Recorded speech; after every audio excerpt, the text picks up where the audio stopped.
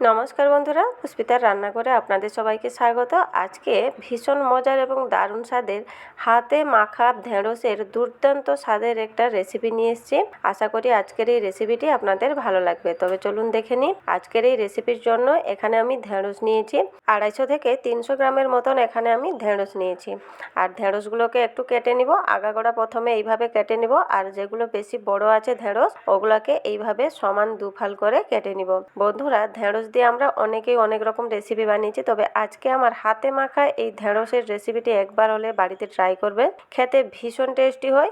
গরম গরম ভাতে কিংবা রুটির সাথে খেতে কিন্তু খুবই ভালো লাগে। সমস্ত ঢেঁড়স এখানে কেটে নিয়েছি। এরপর তাতে দিয়ে দিব হাফ চামচ করে, এখানে হাফ চামচ নিয়েছি হলুদের গুঁড়ো, হাফ চামচ নিয়েছি লঙ্কার গুঁড়ো, তার সাথে হাফ চামচ নিয়েছি জিরের গুঁড়ো, আর নিয়েছি হাফ চামচ গরম মশলার গুঁড়ো। আর এখানে একটা বড় সাইজের পেঁয়াজকে ঠিক এইভাবে ছোট ছোট করে কেটে নিয়েছি, দিয়ে দিলাম। পেঁয়াজটা দেওয়া হয়ে গেলে তাতে দিয়ে দিব বেশ কিছু পরিমাণ এখানে টমেটো কুচি নিয়েছি, দিয়ে দিব।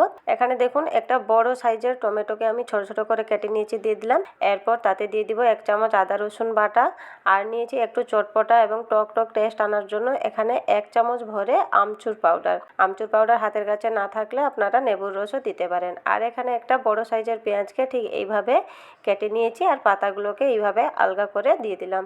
এরপর সবশেষে দিয়ে দিলাম লবণ। পরিমাণ মতো এখানে লবণ দেওয়ার পর নিয়েছি এখানে সর্ষের তেল, 2 চামচ আমি নিয়েছি সর্ষের তেল। সব কিছু দেওয়া হয়ে গেছে। এরপর হাতে খুব সুন্দরভাবে কিন্তু সব কিছু মাখিয়ে নিব।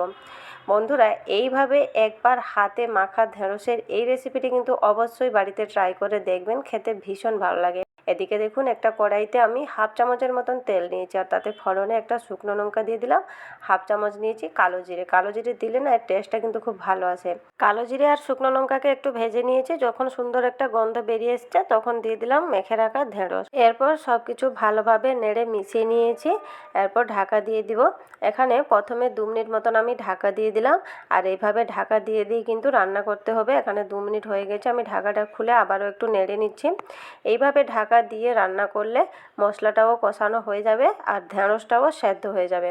এখানে একবার নেড়ে আবারও ঢাকা দিয়ে দিয়েছিলাম 2 মিনিট মতন। 2 মিনিট হয়ে গেছে, আমি ঢাকাটা খুলে নিচ্ছি। আর এখানে দেখুন মশলাটাও খুব সুন্দরভাবে কষানো হয়ে গেছে, আর এখানে আমার ঢেঁড়সটাও সেদ্ধ হয়ে গেছে। সুন্দর একটা গন্ধও বেরিয়ে এসছে। এইভাবে আবারও 1 মিনিট মতন ঢাকা না দিয়ে নেড়ে চেড়ে ভেজে নিতে হবে। এই দেখুন এখানে আমার রেসিপিটি কিন্তু সম্পূর্ণ রেডি। আমি একটা প্লেটে বের করে নিব। বন্ধুরা, আজকের আমার রেসিপিটি কেমন লাগলো কমেন্ট বক্সে অবশ্যই জানাবেন। নমস্কার বন্ধুরা, ভালো থাকবেন, সুস্থ থাকবেন।